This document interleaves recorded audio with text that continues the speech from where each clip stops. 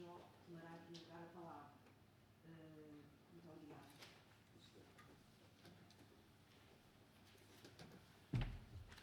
Muito bom dia a todos. É um gosto tê-los cá e é um gosto tê-los cá para celebrar uma figura, a do professor Fernando Gil, que tantas relações teve com a Fundação Gulbenkian e tantas realizações importantes fez connosco.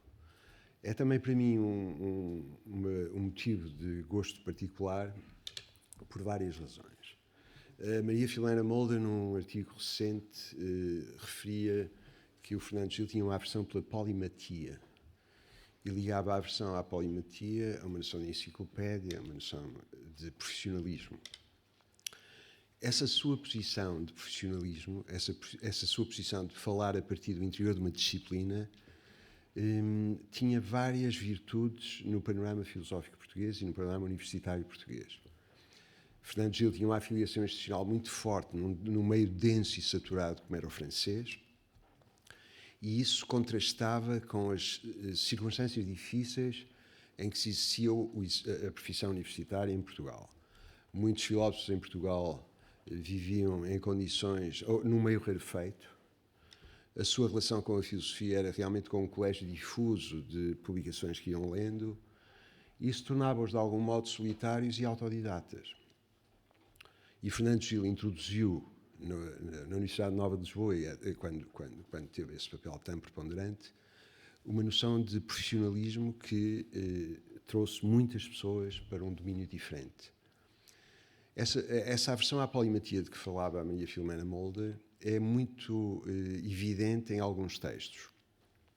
Era, por exemplo, possível para ele não fazer parada da erudição, mas usar isso de um modo produtivo. Eu estou a lembrar-me de um texto em que ele, falando sobre as trovas de Bandarra, trouxe para a discussão o Gilles Vuillemin, que era uma associação inesperada e, aliás, recôndita para os filósofos portugueses na altura. É, portanto, um nome decisivo na história da filosofia em Portugal, e a sua posição não era, como a daqueles com os quais eu contrastei, tão solitária.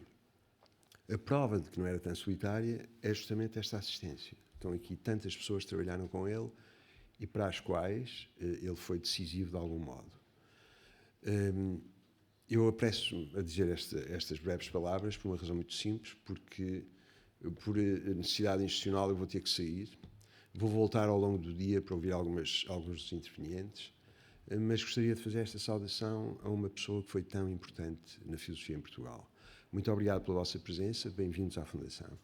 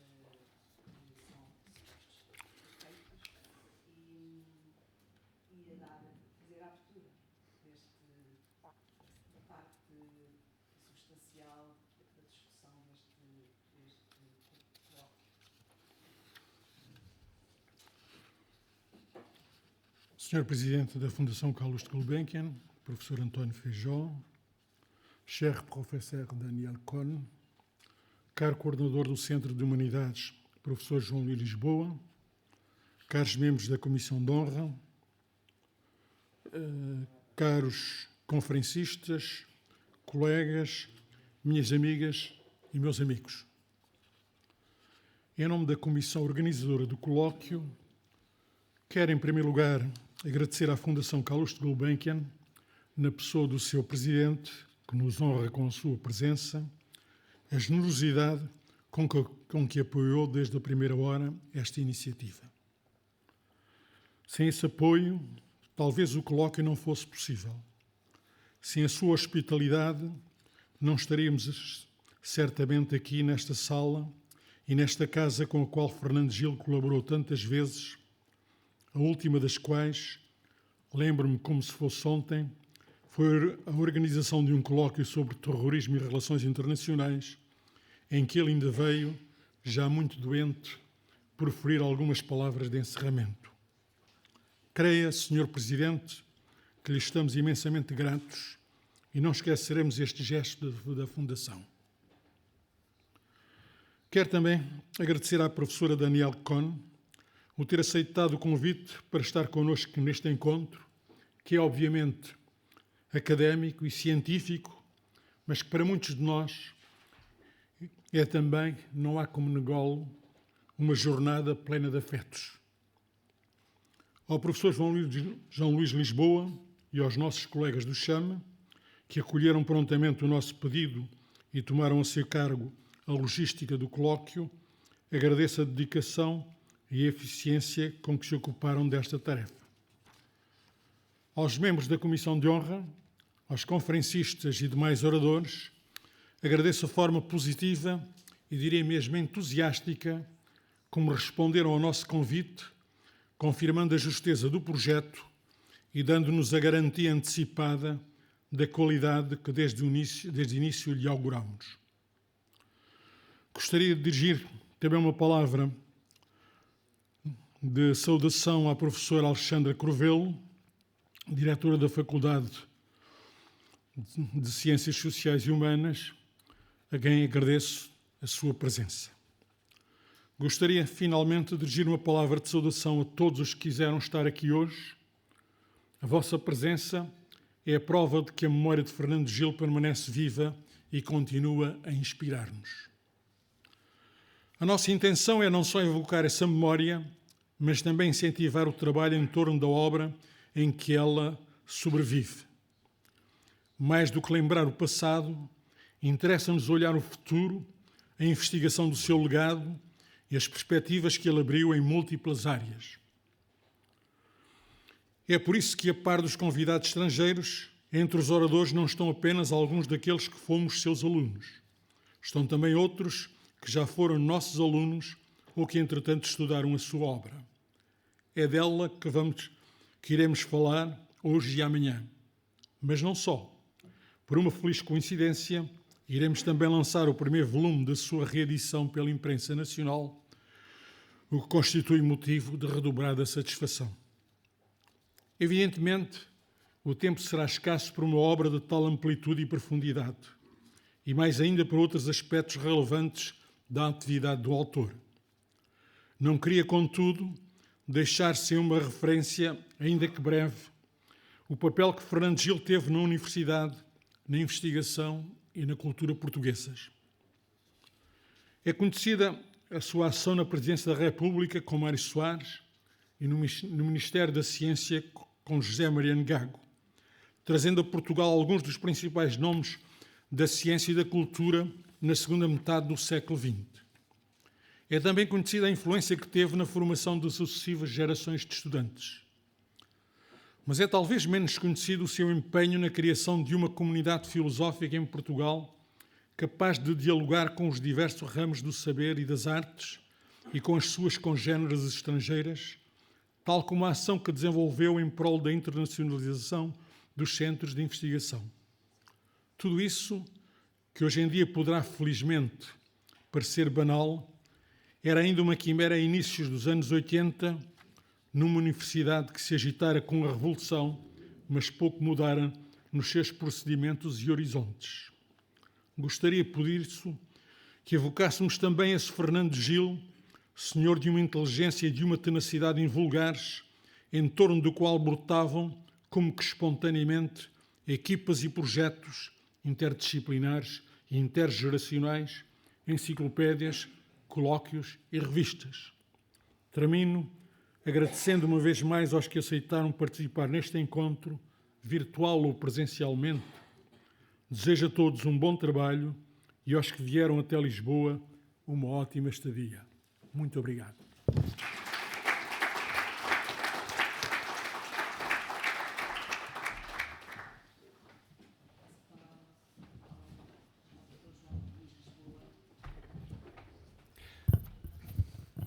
Bom dia a todas e a todos.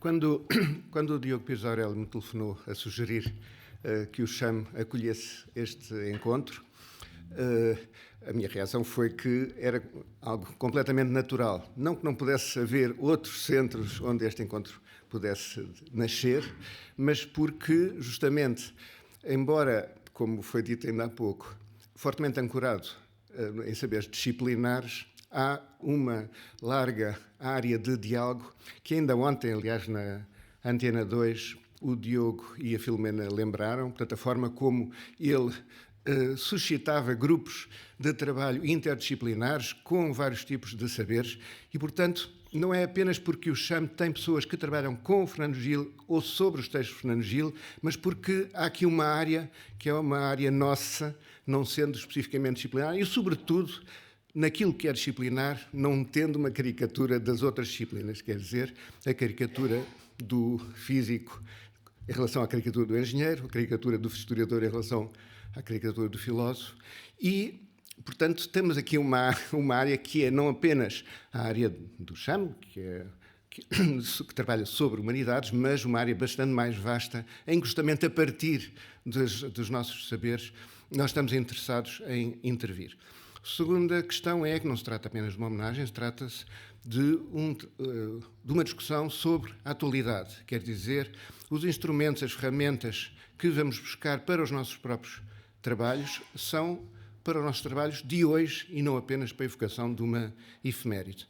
Era apenas para agradecer também a lembrança e no fundo, somos nós que temos que agradecer estar associados a esta, mais do que agradecerem ao CHAM e ao staff do CHAM o empenho que tiveram, que, enfim, da minha parte foi absolutamente entusiástico. Muito obrigado.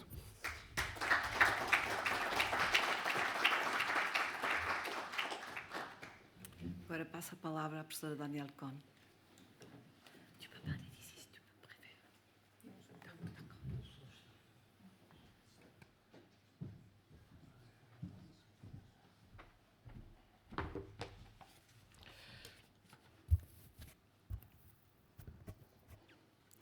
Alors, bonjour à tous. Je vais parler en français. Mon portugais est ce qu'il est, c'est-à-dire quasiment inexistant, dans une petite compréhension passive que Fernando tolérait parce qu'il n'avait aucunement l'intention de m'enseigner une langue. Et donc, j'ai accepté ça, à tort certainement. C'est probablement maintenant, je le regrette beaucoup, mais je ne vous infligerai pas un seul mot en portugais. Je crois que ça vaudra mieux et je sais que beaucoup d'entre vous parlent le français. Alors, je vais répéter les remerciements qui ont déjà été dits, que ce soit à la Gulbenkian ou au CHAM. C'est vrai que pour moi, pour des raisons que vous supposez très personnelles, mais qui sont aussi intellectuelles, je suis extrêmement contente et soulagée que cela ait lieu et que les œuvres de Fernando puissent être rééditées par Impresa Nacional. C'était quelque chose de décisif face au vide qui s'était installé en termes de publication. Je voulais aussi vous dire que, comme j'ai été, comme Fernando Gil, à l'École des hautes études en sciences sociales, la présidente, qui était sa présidente, quand il s'est éteint, Danielle Hervieux-Léger transmet à ce colloque toutes ses pensées amicales et sa satisfaction que ça ait lieu, puisque l'École des hautes études n'avait pas été capable... et j'insiste sur ce terme car je pense que cette impuissance était nocive, d'organiser quelque chose dans l'année qui a suivi sa mort. Alors j'ai donné à ma petite intervention un titre qui est un motto que Fernando employait dans le quotidien comme sur le plan intellectuel et qui était « pas de continuité sans intelligibilité ». Et pas d'intelligibilité sans continuité. Il jouait évidemment sur l'alternance. Je ne vais pas vous présenter une communication. Je pense qu'ici, je ne suis pas en tant que collègue, même si je l'ai été, et je suis encore dans ce monde académique. Mais il m'a semblé qu'il aurait été de mauvais goût de faire une communication dans cette forme universitaire que vous allez certainement tous adopter, malgré l'affection qui vous lie à Fernando. Donc je me permets de faire quelque chose d'un peu plus personnel, tout en imaginant que ce que je dis a un minimum de connotation philosophique, vu que je fais partie de cette tribu. Donc, ce que je vais dire est la chose suivante. J'ai centré mes paroles autour de l'idée qu'il y a une biographie de la pensée, comme on pense qu'il y a une biographie des œuvres d'art, ce qui veut dire une vie des œuvres et une vie de la pensée sur le même plan. Donc, je vais essayer de reconstituer quelque chose de l'ordre d'un parcours qui n'aura rien de chronologique et ça sera en quelque sorte très court. Au fond, ce que Fernando voulait dire avec cette idée de pas d'intelligibilité sans continuité et vice-versa, impliquait de penser que des conditions de possibilité sont souvent croisées. Et la pensée est un champ qui croise la réflexion sur les conditions de possibilité. La vocation philosophique, ça a été souligné par ce magnifique article qu'a fait Antonio Guerrero dans Publico. La vocation philosophique de Fernando est liée très personnellement à un choix de la liberté. Et ce choix de la liberté guide aussi toute la réflexion politique et la réflexion morale, l'idée que la pensée est une action qui implique la possibilité de juger et la possibilité de décider, ou plutôt l'obligation en termes moraux de juger et de décider pour agir. Donc cette dimension de l'agir, elle est profondément intriquée à la volonté de liberté qui a marqué Fernando depuis j'ai envie de dire, depuis son adolescence, vu les récits qu'il en a fait. Ceci implique que le travail intellectuel auquel il s'est consacré toute sa vie avec passion, avait sa part pulsionnelle. Il y avait quelque chose de l'ordre d'un trip dans le fait de devoir penser et de devoir penser bien. Est-ce que cette espèce de trilogie penser, juger, agir implique quelque chose qui a un rapport au lignage philosophique dans lequel il s'est inscrit? Je ne sais pas, je pense que ça, en tout cas, ce que ça éclaire, c'est son refus de subir le poids très français, puisqu'après tout, il vivait aussi en France, ce poids de l'histoire de la philosophie. Fernando au fond, détestait ce système où il fallait commencer aux origines et avoir un déroulé parfait qui arrivait à une contemporanéité. Il n'a jamais procédé de cette manière-là. Il faisait des choix dans ses auteurs de référence, mais ces auteurs étaient des pensées vivantes pour lui, et ça compte évidemment beaucoup, avec comme idée qu'un lignage s'invente. C'est toujours la question de la liberté, qu'il prend forme et se transforme, et que quand il se construit, il conduit à quelque chose qui serait de l'ordre de l'histoire d'une forme vivante. Et c'est le fil morphologique que nous partageons, Maria Philomène et moi, autour de Goethe, avec évidemment une assise kantienne extrêmement forte. Et cette histoire de forme n'a absolument rien d'historien. Fernando ne se voulait pas un historien, il se voulait un philosophe, j'ai envie de dire ironiquement, plus modestement, et ça lui paraissait beaucoup plus important de trouver les cadrages conceptuels que de raconter l'histoire. Donc il a, dans la mode qui nous saisit tous aujourd'hui du narrative, Fernando ne se serait certainement pas retrouvé, qu'il s'agisse de l'égo-histoire ou d'une histoire de la philosophie décrite par un sujet qui s'intègre à un moment de l'histoire.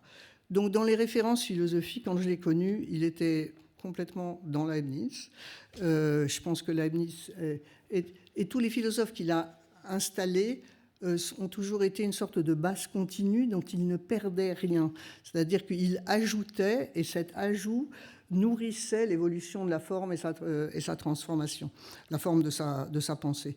Donc, je pourrais citer bien sûr Aristote, parce qu'on peut décaler. Donc, c'est Leibniz, c'est pas Descartes, c'est Aristote et pas Platon, c'est Husserl et surtout pas Heidegger, c'est Wittgenstein, c'est Kant et pas Hegel. On peut jouer comme ça avec les noms des philosophes et la référence à leur système, mais les choix qu'il fait ont une cohérence, une continuité dans ce jeu entre un passé et un présent.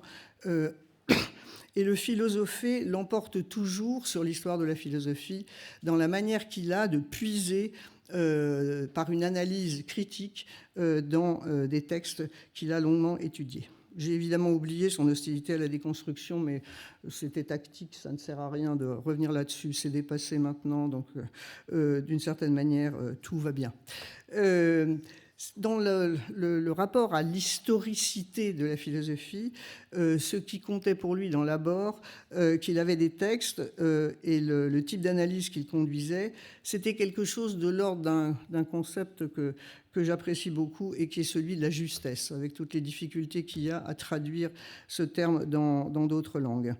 Donc, la philosophie n'était pas close sur elle-même, au contraire, et l'accueil aux sciences humaines, en particulier à l'anthropologie, et aux différents arts, étaient des prises d'appui du philosophé qui étaient quelque chose qu'il tenait dans son enseignement.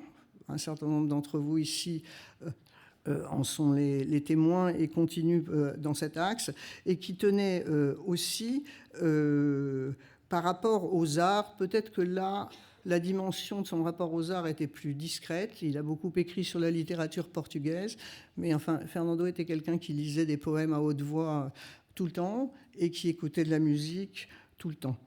Et ses écrits sur la peinture vous sont tous bien connus. La fréquentation qu'il a eue des peintres, une fréquentation d'ateliers. Là encore, la question de voir comment la forme naît et se déploie, comment elle est vive, était extrêmement intéressante. Alors, ce que je viens de dire d'évoquer en fait sur la question de l'action et de l'agir, si le philosophé n'est pas forcément dans le refuge de sa propre histoire de la philosophie, le philosophé pour lui devait être dans la cité. Ça a été un axe extrêmement important. Ça voulait dire son rapport à la pédagogie. Je crois qu'on a tous, moi compris, suivi ces séminaires et qu'on savait quelle capacité d'entraînement avait la pensée en acte quand il tenait ces séminaires. Il y avait aussi, évidemment, l'axe politique. Le nom de Mario Soares a déjà résonné ici. C'était extrêmement important pour lui, et c'était d'autant plus important que, comme vous le savez peut-être, il ne votait pas. Ce qui m'a toujours sidéré, ayant un réflexe républicain français assez Troisième République, pourquoi ne pas voter? Et il me dit, c'est beaucoup moins important que ce que je fais. Dans l'après-coup, parce qu'il y a beaucoup de choses qu'on comprend dans l'après-coup, ça me semble très très fort, en fait, de dire qu'il vaut mieux s'occuper des choses et des personnes plutôt que de déposer un bulletin de vote sans avoir au fond la responsabilité de valider l'effet de ce bulletin de vote. Parce qu'un autre terme décisif pour Fernando, c'était la responsabilité. Donc son enseignement était un acte de responsabilité, sa recherche aussi, en fait, même si c'était parfois difficile de suivre l'intrication de tout ça. Mais la part portugaise est une part essentielle dans ce registre, car il se voulait anonyme en France et était un homme public au Portugal.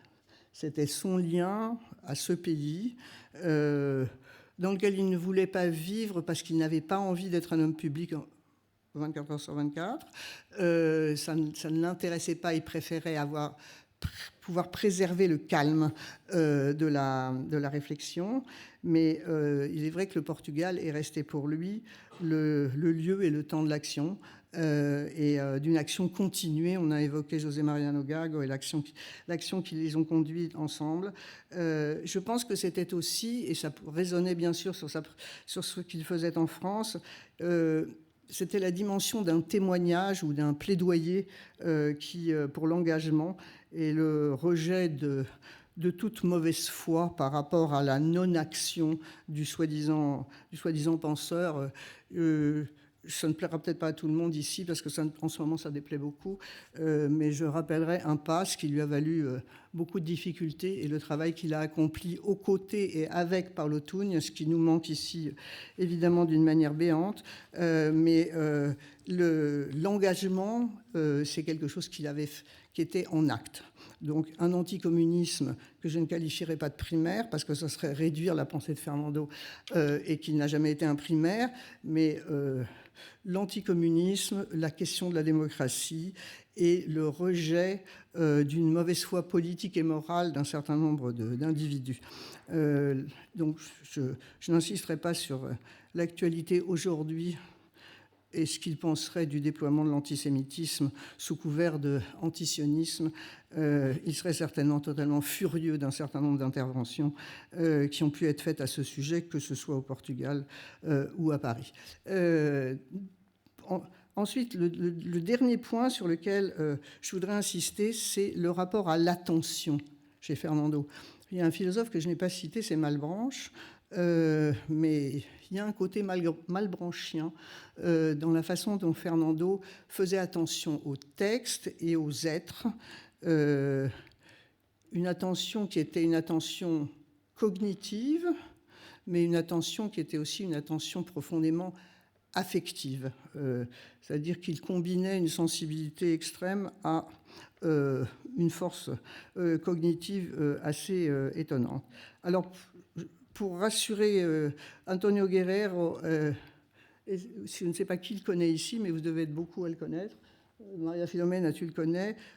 Bien sûr, sur sa tombe, il n'y a pas de mots. Il y a des notes de musique. Et ces notes de musique sont celles du poème de Eichendorff, Mondnacht, mis en musique par Schumann. Alors, vous me permettrez de le lire en allemand, parce que c'est quand même une de mes langues dans lesquelles je suis un peu plus à l'aise qu'en portugais. Et je le traduirai bêtement ensuite. Mais cette strophe, la dernière strophe qui clôt cela, dit « Und meine Seele spannte weit ihre Flügel aus, flog durch die stillen Lande, als flöge sie nach Haus ». Donc, ce que j'ai mis sur sa tombe, c'est que son âme a étendu ses ailes, comme si elle s'envolait vers la maison, vers chez elle, dans sa patrie, dans sa maison. Le house a plusieurs connotations, mais ça n'est pas la Heimat, hein, c'est la house. Donc, vous avez tous lu à quatre mains le livre qu'il a fait avec Mario. La musique, il l'écoutait tout le temps, et qu'il ait dédié le seul livre sur la musique qu'il ait écrit à Schumann et à celui de Kreis en particulier dans le développement qu'il en donne, m'a semblé quelque chose d'important. Et pour clore, en restant dans la musique et pas la philosophie, les deux derniers opéras que Fernando a pu entendre étaient à Bayreuth, et c'était dans une combinaison... je ne sais pas ce qu'il faut dire, s'il faut la dire diabolique ou divine, c'était Tristan et Isolde et c'était Parsifal. Donc, s'il y a bien un opéra où la question de l'attention est au centre, c'est celle de Parsifal, car Parsifal fait l'erreur au départ de ne pas être attentif. Donc, Gronemann lui explique que ce n'est pas possible. Donc, tant pis, passe ton chemin, sors de mon salva, tu ne comprends pas. Et il devient celui qui comprend par le Mitleid.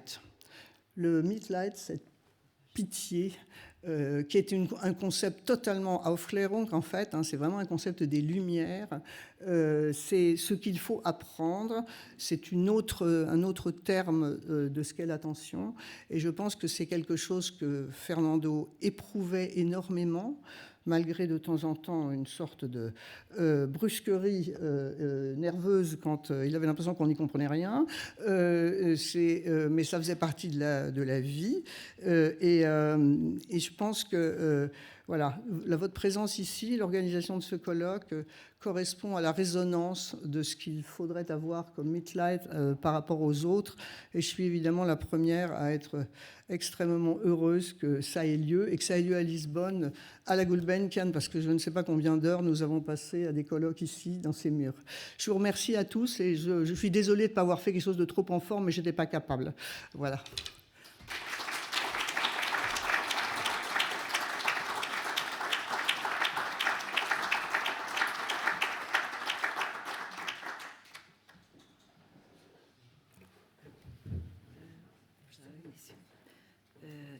Convido os membros desta mesa a sentarem-se diante dela e para darmos seguimento ao nosso colóquio.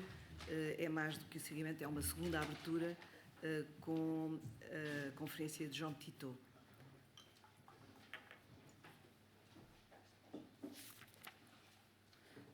Infelizmente, Jean Petitot não vai poder estar entre nós.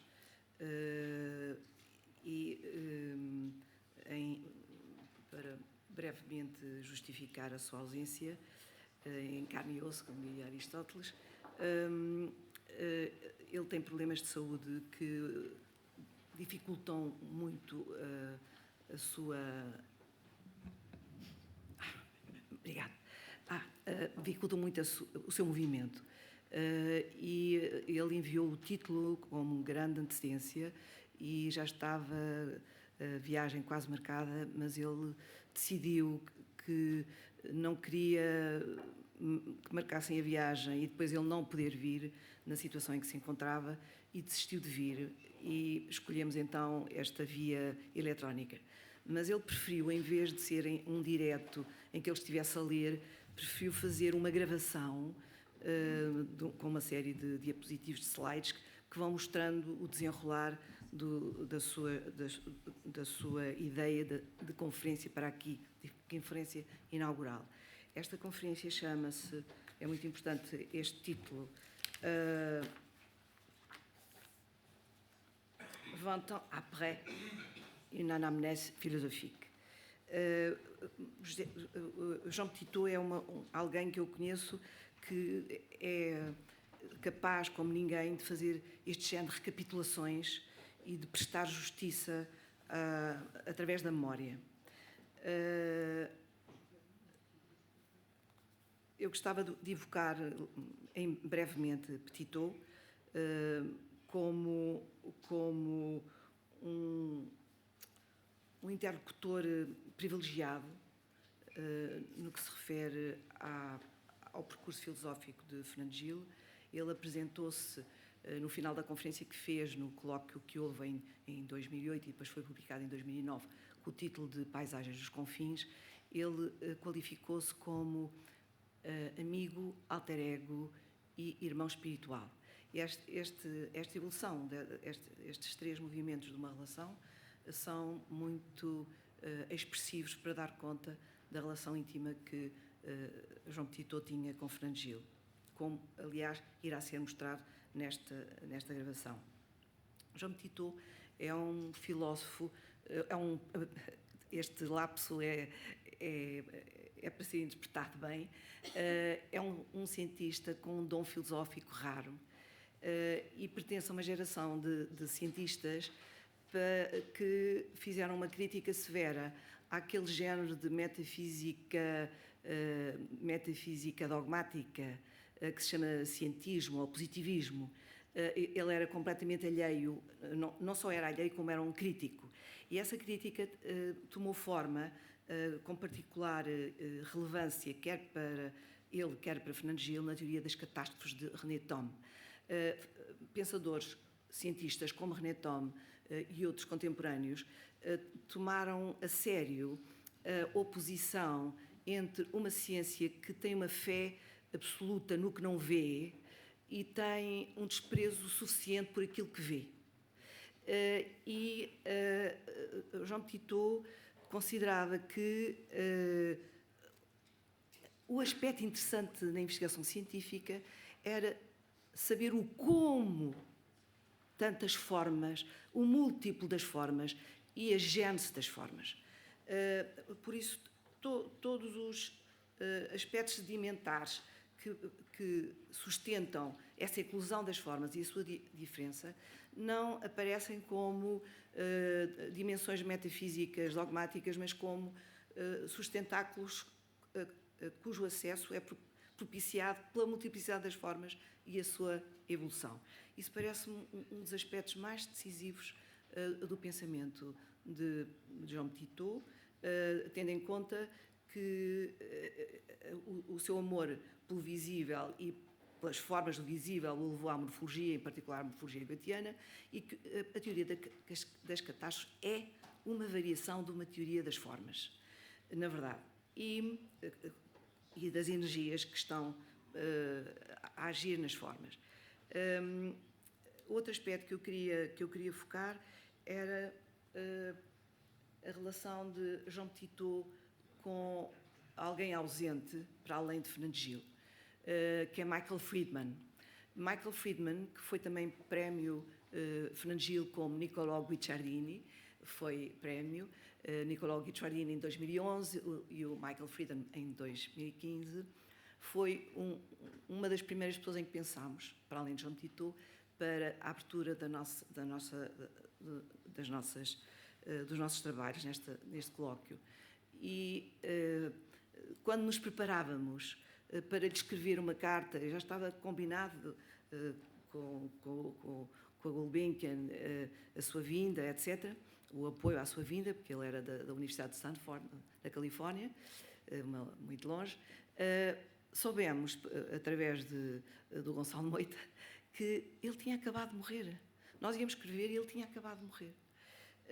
E eu escrevi ao Jean Petit, dando conta disso, porque ele gostava muito de Michael Friedman, e fez, aliás, a apresentação, fez o elogio de Michael Friedman quando ele recebeu o prémio Fernando Gil, infelizmente acabado, em 2019, e ele decidiu que faria uma anamnese filosófica sobre Fernando Gil, mas havia uma parte em que Michael Friedman apareceria. E porquê é que ele apareceria? Não só porque foi prémio Fernando Gil, mas porque se ocupou de um autor que era muito amado por Fernando Gil, embora não com a mesma intensidade de Leibniz, que é Kant. Digamos que o ponto de vista de Michael Friedman em relação à filosofia das ciências é um ponto de vista transcendental. E esse ponto de vista transcendental é a grande aposta filosófica em Jean Petit e é a grande aposta filosófica em Fernando Gil. Outras ausências que eu queria referir, a de François Duchesneau, que foi o último presidente do júri do prémio Fernando Gil. Jean Petit foi o primeiro. Donald Gillies foi o segundo. Aliás, ele manda cumprimentos para todos, para Daniel em particular, Donald Gillies, da Universidade de Londres. E François Duchesneau já tinha o título, já tinha o título excelente, e teve de prescindir da sua vinda por razões muito graves de saúde.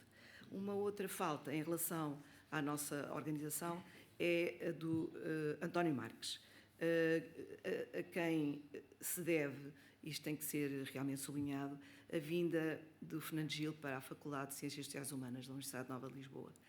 E no período de testemunhos que ocorrerá hoje às 17h45, a José Gil e a Hélder Macedo juntar-se-á a António Marques, e a Maria Luísa Couto Soares não estará presente por razões de saúde, e ele terá certamente um testemunho importante a fazer sobre o nosso homenageado, Fernando Gil. Então agora podíamos começar a ver a gravação.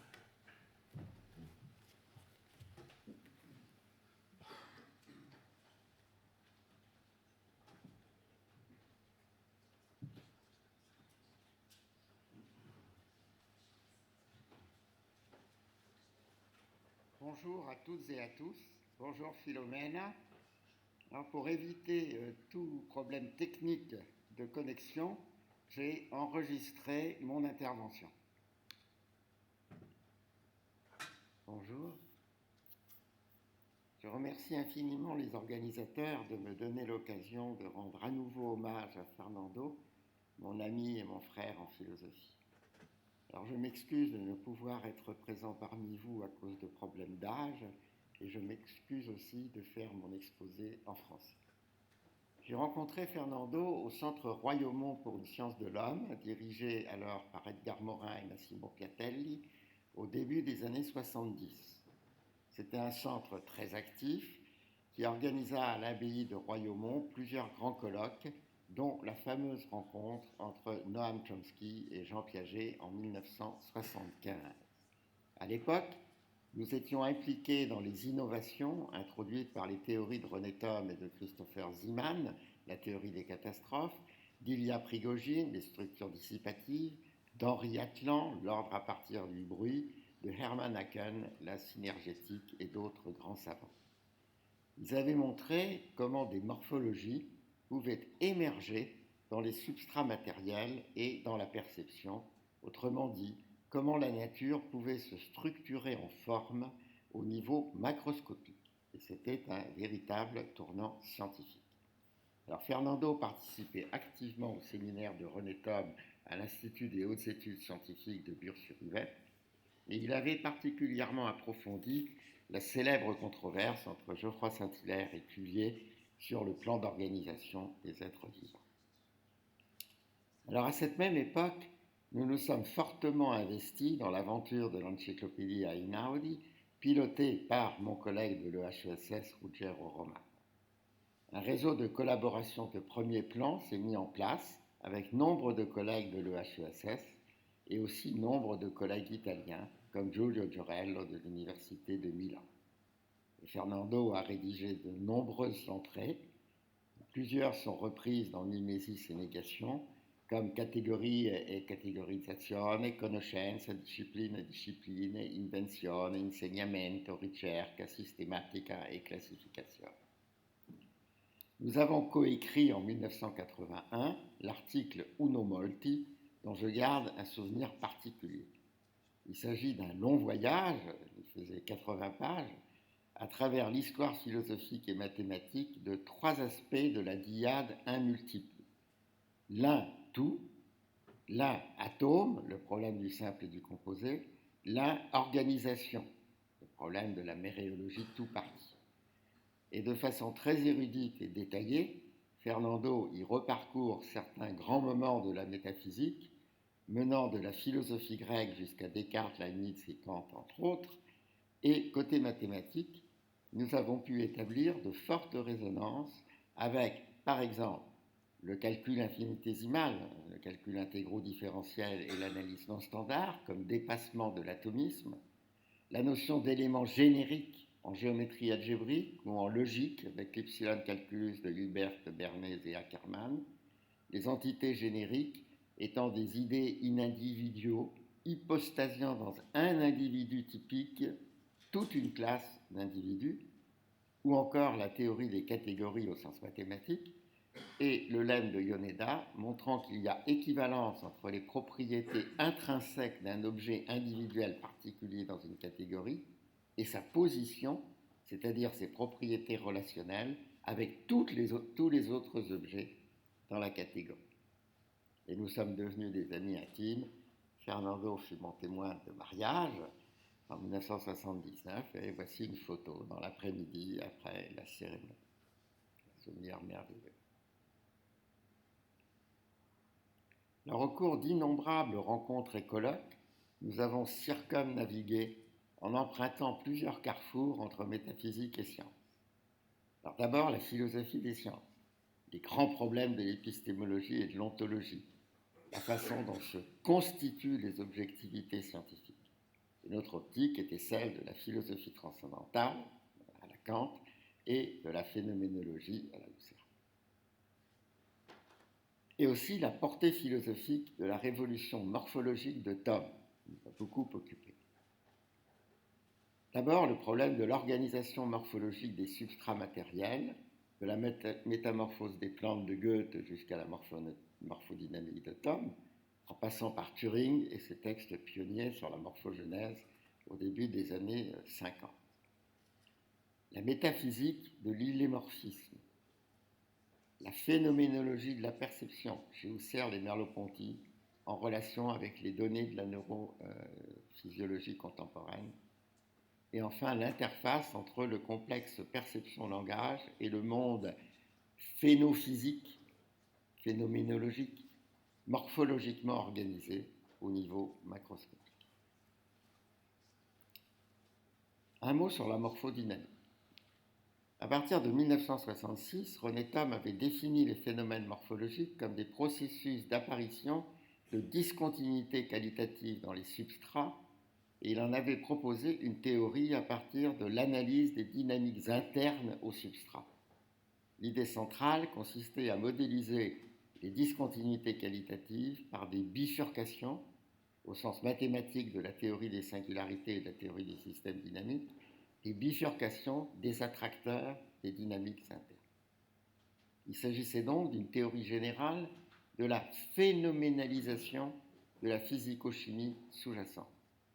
Et elle donnait pour la première fois un contenu scientifique rigoureux aux très anciens problèmes métaphysiques des morphologies naturelles, problèmes que, dans ses ultimes réflexions sur la philosophie de la nature, Merleau-Ponty avait appelé une physis phénoménologique, concernant, je cite Merleau-Ponty, l'émergence entre les microphénomènes, donc la physique, de macrophénomènes originaux, lieux singuliers de l'espace, c'est-à-dire les morphologies macroscopiques. Alors en arrière-fond, on retrouve le vieux conflit entre la tradition aristotélicienne de l'illémorphisme et le physicalisme depuis le mécanicisme newtonien. Et Fernando m'a beaucoup aidé à approfondir les références à Leibniz et Kant à ce propos. L'antinomie entre physicalisme et illémorphisme est encore très présente chez Leibniz, qui est revenu régulièrement tout au cours de sa vie, comme l'a longuement développé André Robinet dans sa magistrale architectonique disjonctive, Automate systémique et idéalité transcendantale dans l'œuvre de Leibniz, c'est un ouvrage de 1986. Par exemple, je cite souvent ce passage où Leibniz se dit au révérend père Desbosses, je cite, « Avec le mécanisme, on ne pourrait trouver aucune variété dans les phénomènes, partant, outre la figure, la grandeur et le mouvement, c'est-à-dire la mécanique, il faut admettre des formes au moyen desquelles la différence des apparences surgissent dans la matière. Formes qu'on ne peut intelligiblement chercher, me semble-t-il, qu'à partir des entéléchies, le grand concept de l'illémorphisme. Donc je souligne au moyen desquels la différence des apparences surgissent dans la matière. Alors, Kant s'est heurté à son tour, après Leibniz et comme tant d'autres philosophes, au problème de l'organisation des formes naturelles et de la morphogénèse du vivant, au statut de leur Bilden de Kraft, leur force formatrice interne, et à l'aporie de leur finalité interne objective.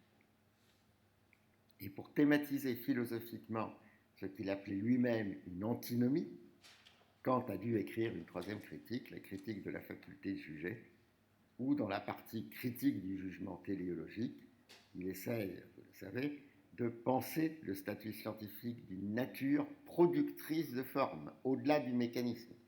Une telle nature n'est pas une physis relevant du mécanisme, mais une poiesis relevant d'une techné. C'est la nature comme art, productrice de formes. Alors sur ce thème, dans le débat de 1989 organisé au Centre Sèvres par le père François Marty, spécialiste de Kant et traducteur de l'Opus Posthumum, Fernando est intervenu sur les liens entre ce qu'il appelait la question phénoménale et la question transcendantale. La question phénoménale est celle dont nous venons de parler, de ce qu'il appelait la mise en forme philosophique des théories morphodynamiques de l'auto-organisation des substrats matériels. Mais dans la mesure où la forme devient ainsi objet de science, se fait jour la nécessité d'une logique transcendantale de cette nouvelle science de la forme elle-même, et comme il y a une logique transcendantale de la physique, et c'est la question transcendantale. Alors à propos de cette constellation de Thom, j'aimerais aussi évoquer le colloque de Cerisy du 30 août au 9 septembre 1990, 1790-1990, le destin de la philosophie transcendantale autour de la critique de la faculté de juger, que j'ai co-organisé avec Fernando et Heinz Wiesmann. C'est vraiment impressionnant. Daniel, Antonia, Philomène s'en souviennent sans doute. Donc, voilà la présentation de ce colloque co-organisé avec Fernando et Heinz. Alors, la possibilité de théoriser scientifiquement et de modéliser mathématiquement la phénoménalisation de l'objectivité physique est un tournant considérable. Et c'est une réponse à toute une chaîne de profondes réflexions kantiennes qui vont des concepts de la réflexion, la critique de la raison pure, jusqu'au concept de phénomène du phénomène dans l'opus posthumum, en passant par la critique de la faculté de juger que je viens d'évoquer. Les concepts de la réflexion, unité et diversité, convenance et disconvenance, intérieur et extérieur, forme et matière, et l'hypothèse d'une affinité, d'une régularité, d'une uniformité des phénomènes naturels sont des préconditions absolues de toute science et précèdent toute détermination objective. C'est une condition de possibilité de toute détermination. Et dans Objectivité et affinité dans la critique de la raison pure, son intervention au colloque de Cerisy, Logos et théorie des catastrophes, que j'ai organisé en 1982 en hommage à René Thom, texte repris dans Mimésis et négation, Fernando a montré que l'affinité entre les phénomènes est intrinsèque aux données. Elle a trait à l'apparaître, à la phénoménalisation, et constitue une sorte de structure primaire recouverte lors du processus de constitution d'objectivité par la structure secondaire de l'objectivité proprement dite. Les concepts de la réflexion précèdent le concept d'objet et ne relèvent que du jugement réfléchissant, sens de la critique de la faculté de juger. Donc, il s'agit du monde phénoménalisé, précédant l'objectivation, et les jugements sur son monde ne permettent pas d'accéder à cette objectivation elle-même. Autrement dit, l'applicabilité de la logique au monde ne témoigne que de la finalité de la nature pour le jugement. Et c'est donc une erreur transcendantale que d'en faire un principe constitutif. Kant y a souvent insisté et il dénonce cette erreur dans l'amphibologie des concepts de la réflexion. Et tout ce que nous avons discuté jusqu'ici montre qu'afin de surmonter l'amphibologie, la difficulté cruciale est d'articuler la structuration qualitative morphologique du monde traité par le système perception-action, la phénoménalisation, et, d'autre part, les formes logiques du jugement. Alors, dans l'opus posthumum, avec le phénomène du phénomène, Kant inverse complètement le point de vue. Il spécule sur une sorte de nouvelle physique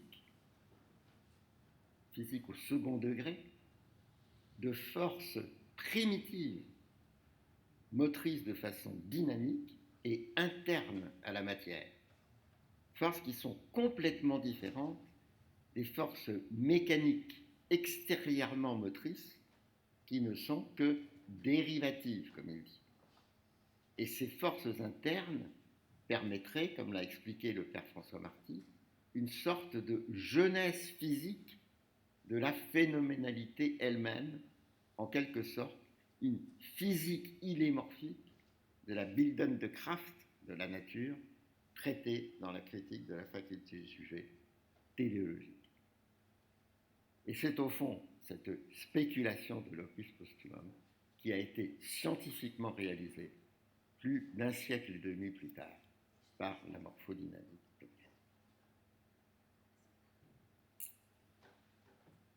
Alors, quelques mots sur certains ouvrages clés de Fernando. J'y reviens dans ma préface à Logique de la forme, 2019, le livre traduit et édité par Éric Boron et Olivier Capin. La logique du non, de 72, Mimésis et négation, de 84, preuve de 86, traité de l'évidence de 93, la conviction de 2000 sont de grands livres sur l'intelligibilité. Les concepts d'évidence, de conviction, d'intuition, de croyance sont des concepts dont la remise en chantier cherche, je cite Fernando dans La Conviction, à démontrer que la rationalité a partie liée avec la croyance et que l'explication scientifique doit aboutir à l'intuition pour engendrer la conviction. Et j'ai été particulièrement intéressé par La Conviction, qui est vraiment un grand. C'est un grand livre se référant souvent à Spinoza, Kant, Fichte, Husserl, Wittgenstein, Thom, et qui se propose de réarticuler les grandes philosophies de la connaissance objective, en troisième personne, comme on dit, avec les dimensions irréductiblement subjectives, en première personne, comme on dit, de l'intelligibilité et de la compréhension. C'est une reprise de grands moments classiques à la lumière des théories cognitives les plus contemporaines de l'esprit et de la conscience, comme celle de Fred Treitschke, de Daniel Dennett, etc. Et Fernando y développe une remarquable complémentarité entre, d'un côté, le fondement, l'arché au sens grec, l'absolu, la croyance, autant d'ensembles de règles, de normes et de principes garants de la vérité. La pensée du fondement est appelée par Fernando pensée souveraine, et il l'étudie en théologie chez Saint-Anselme, en politique chez Jean Bodin, avec la théorie de la souveraineté, en logique philosophique, de l'Aristote des analytiques jusqu'à Hilbert, et aussi dans le droit avec Kelsen. Et de l'autre côté, la fondation, qui l'oppose au fondement, l'action pratique, l'intuition, l'évidence, la conviction, la compréhension.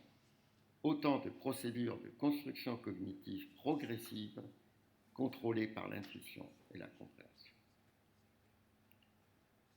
Alors tous ces thèmes au cœur de nos travaux avaient évidemment de fortes conséquences pratiques, éthiques et politiques, comme en témoigne notre article de 1987 pour l'Encyclopædia Universalis, le nouveau débat sur la rationalité. Nous avons essayé d'y montrer comment ces recherches, tant scientifiques que philosophiques, de pointe, réorganisaient progressivement l'économie d'ensemble de la pensée. Et nous cherchions à penser techniquement une nouvelle Aufklärung, Fernando plus du côté des élucidations philosophiques et moi plus du côté des avancées scientifiques. Alors j'aimerais aussi revenir un instant dans cette anamnèse et avec une grande nostalgie sur mes liens avec Lisbonne et la terre portugaise. Juste après la révolution des œillets de 1974, Fernando m'a invité à l'Institut Gulbenkian, à la faculté des sciences et au département de philosophie de l'Université de Lisbonne. Et je me souviens de notre arrivée avec mon épouse Anne sur le Rossi où régnait cette atmosphère de passion héroïque caractéristique des périodes de renouveau. Et nous nous installâmes dans une Stallagem, et j'établis mes premiers contacts avec l'Institut Gulbenkian, dirigé par le professeur Horacio Menano, dont je garde un puissant souvenir. Et je suis revenu régulièrement pour faire des conférences sur les modèles morphodynamiques et la philosophie des sciences, dans ce contexte enthousiasmant. Et le point culminant de cette période a été pour moi le séjour inoubliable d'avril-mai 1986, il y a 40 ans, mais pour moi c'est comme hier, lors d'un long séminaire de travail sur la théorie transcendantale des objectivités au cabinet des philosophies de conocimiento, créé par Fernando Emmanuel Villaverde Cabral, conjointement avec la revue Analyse. Et j'en ai longuement parlé dans mon hommage de 2007, je n'y reviens pas, mais je rappelle quand même que nous nous réunissions au Ivens, au Gremio Literario, j'habitais au York House, et je me rendais à la bibliothèque du Gremio pour travailler avec un groupe fantastique. Il y avait Philomène, Manuel, Antonio Marquez, Juan Sagar, Antonio Machuco, Tiago de Oliveira, Nuno, Manuel Costa Leites, Ricardo Kello et quelques autres. et nous discutions avec intensité et passion des thèmes que j'ai déjà évoqués, et aussi d'un autre thème que je vais maintenant évoquer pour conclure à propos de Michael Friedman, comme les organisateurs me l'ont suggéré. C'est celui de la possibilité de généraliser, relativiser et historiciser l'approche transcendantale de la physique moderne. Après le décès de Fernando, le regretté Mariano Gag, cet homme extraordinaire, m'a demandé de mettre en place avec Frédéric Neff un prix, le Fernando Gil International Prize for the Philosophy of Science. Et ce fut pour moi une magnifique aventure. Excusez-moi. Nous avons mis en place un jury international de haut niveau, composé de personnalités connaissant bien l'œuvre de Fernando. Il y avait au départ Henri Atlan, Per Augebrand, Marcello Dascal, Vincent Descombes, Donald Gillies, qui me succéda comme président du comité, Giulio Giorello, Eberhard Nobler, Philomène, Bertrand Saint-Cernin, Manuel, et plus tard d'autres personnalités rejoignirent le jury comme le nouveau président François Duchesne. J'ai retrouvé une photo de nos séances de travail avec Frédéric Neff et Donald Gillies.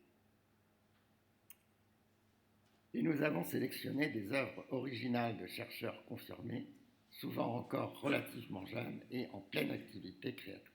Et Niccolò Guicciardini, prix 2011 pour Isaac Newton en Mathematical Certainty and Method, est présent pour cet hommage. Alors, Michael Friedman a reçu le prix 2015 pour son grand opus Kant's Construction of Nature, The Reading of the Metaphysical Foundations of Natural Science, 2013. Voilà, c'est la couverture du livre.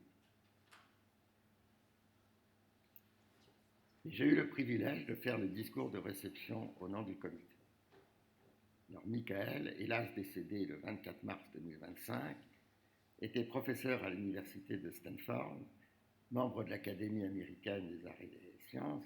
Il était l'un des meilleurs spécialistes mondiaux de Kant et du sommité académique.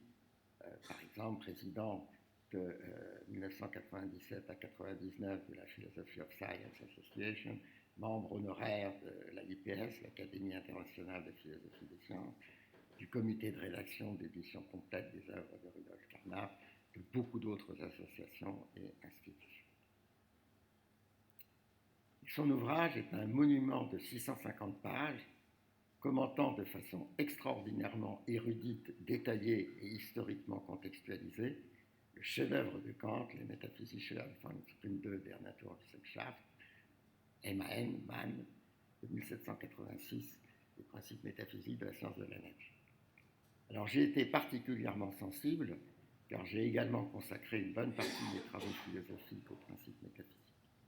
Et mon point de départ, quand j'étais étudiant, a été le livre de Jules Villemin de 1955, Physique et métaphysique kantienne. Et je n'ai pas cessé d'en discuter avec Fernando. Alors chez Friedman, il y a une triangulation de points de vue critiques situés à la convergence, d'une part de la controverse Clark-Newton d'un côté et de l'autre côté Leibniz, d'autre part des contributions de Léonard Euler, Johann Lambert et de nombreux autres, et des écrits pré-critiques de Kant lui-même, tels que la monadologie physique. Alors Michael défendait l'actualité de la philosophie transcendantale, et nous partageons le même point de vue avec Fernando. La principale difficulté pour mettre en relation la philosophie transcendantale avec la physique moderne est de surmonter les critiques radicales et apparemment dévastatrices formulées à son encontre.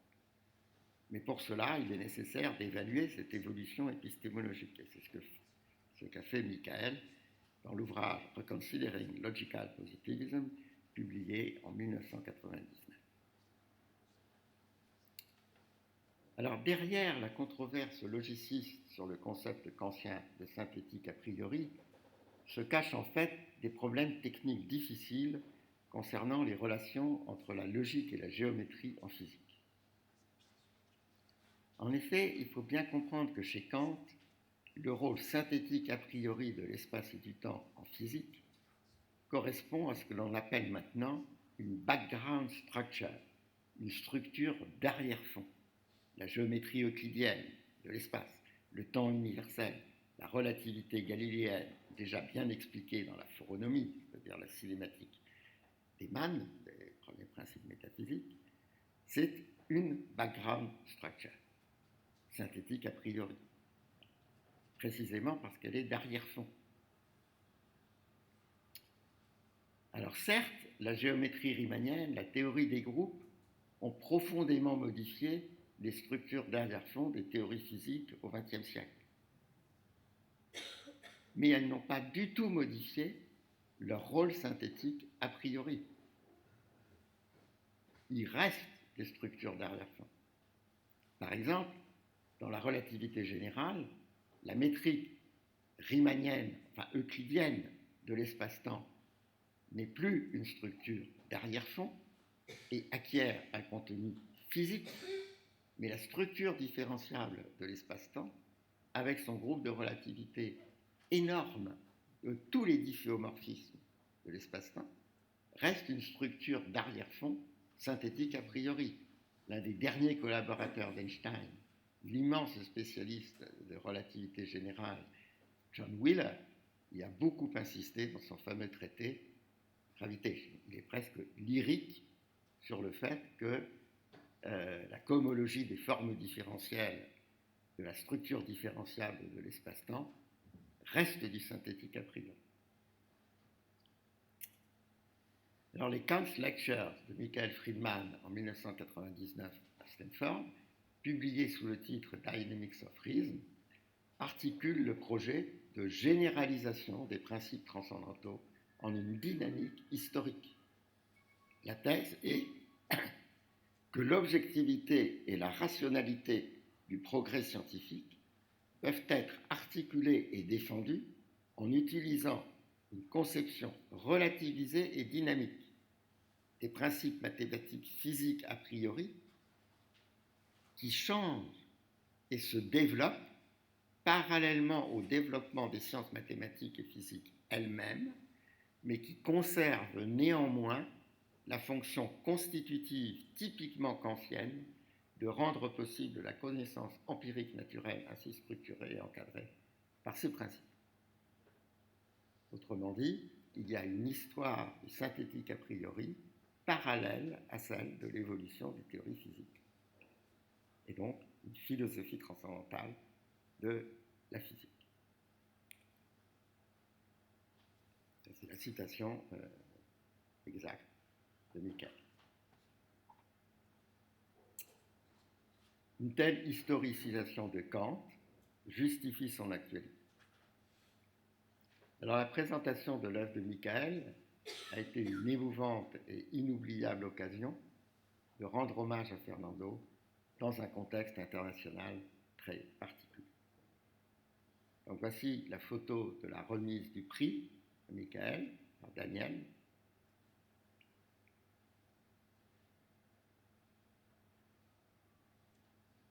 Et voici une photo où vous reconnaîtrez certains et certaines d'entre vous dans la salle. Et il y avait aussi Jean Lassalle, derrière, on voit Philomène, Donald. C'était un grand moment. Et voici aussi le fascicule de la conférence de Michael pour la réception du prix. Il est temps de conclure maintenant cette anamnèse. Lors des obsèques de Fernando à Os en Aspe le 25 mars 2006, je concluais mes quelques mots par un retour amont de l'actualité de la philosophie transcendantale vers la source féconde millénaire des transcendantaux, le vrai, le bon et le beau. Je crois que Fernando les a non seulement pensés dans ses grandes œuvres, mais les a également vécus dans le destin d'exception qu'a été sa vie. Je vous remercie de